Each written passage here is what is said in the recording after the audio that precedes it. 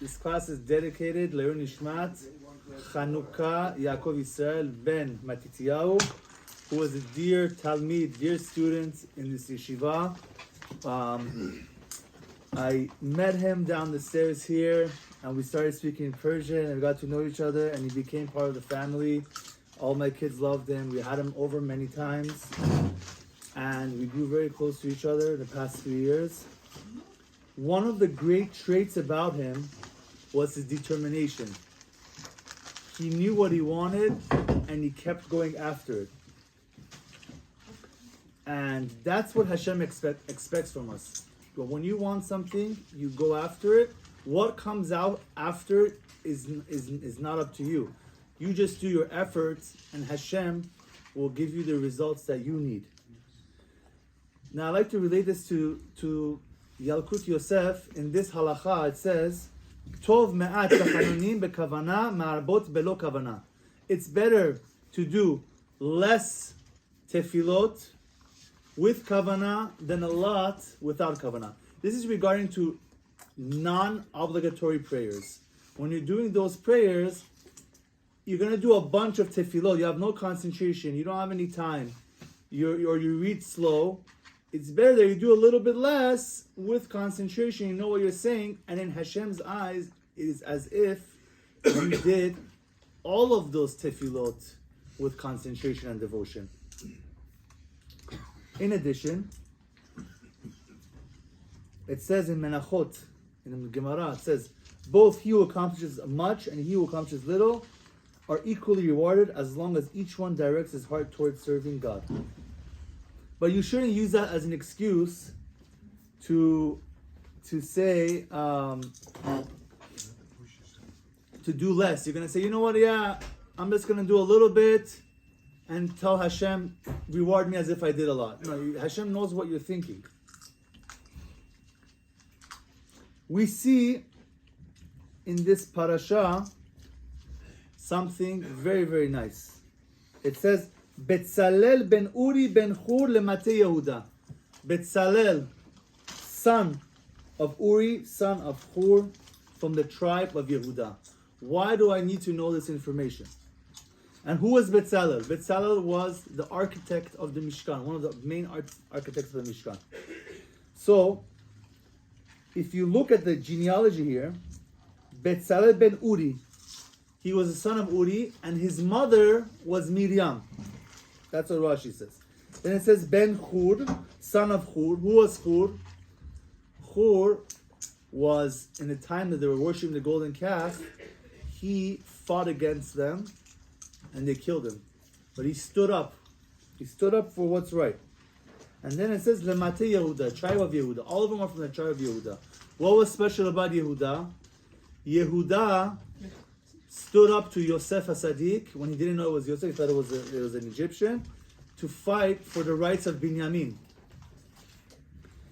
All of these people. And Miriam, his mother, what did she do? We know that when Paro decreed that all the baby boys, are to be thrown into the Nile River and killed, she delivered the babies and hid them.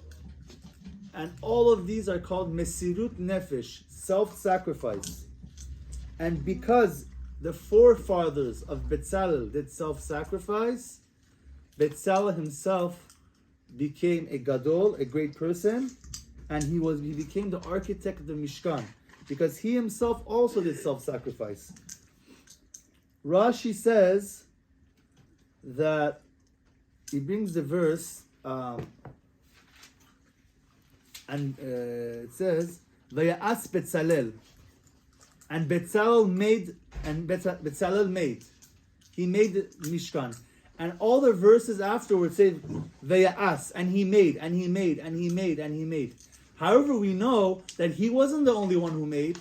There were other workers who were as talented as Betzalel, but he gets the credit because he wanted to serve Hashem with devotion, and he did his best, and Hashem rewarded him by two things. First of all, giving him the wisdom to build the Mishkan, and also getting the credit more than the other people.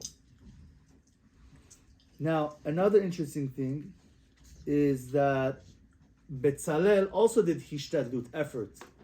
Betzalel was not an engineer. He didn't go to college. How did he know how to make all of these things for the Mishkan? Hashem gave him the wisdom, it says in the Torah.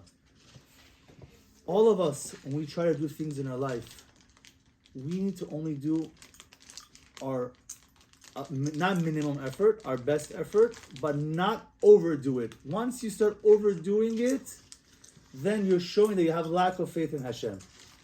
You have to try your best, whether it's in making money, whether it's in learning Torah. So once Betzalel took the first steps, Hashem blessed him with the chokhmah to build a Mishkan. I like to say a story. There was a Rav by the Rav Shimshon Pinchas, and one day he goes to England, and they have a driver for him. He went to go visit different Jews over there, and he saw the driver has 2 steering wheels, one for himself and another one here. Steering wheel, everything, windshield wipers, everything was double on the car. And it was very weird to him. Why is it, it's not a driving, the driving schools that they have it. It wasn't a driving school, it was a taxi, it was a personal chauffeur. So he asked him, why do you have double of everything? He said, let me tell you something. When I go on my rides, I take my son with me sometimes. And my son's wild. He jumps up and down in the car, he rips the leather on the chairs, he bites it, he doesn't put on his seatbelt, and he wouldn't listen to me. I kept telling him, stop. He doesn't stop. So they went to a psychologist. The psychologist said, listen, what you have to do is build everything that you have. It's going to cost a lot of money, but I'll go to a special mechanic and build everything double. The next day that you're going to work, put him and tell him you're the driver today. I'm a passenger. The son said, okay. He comes in the car, he's excited. And his son, you're driving today, I'm going to just sit back. And the son's going like this, honking at people, yelling, like a regular New Yorker.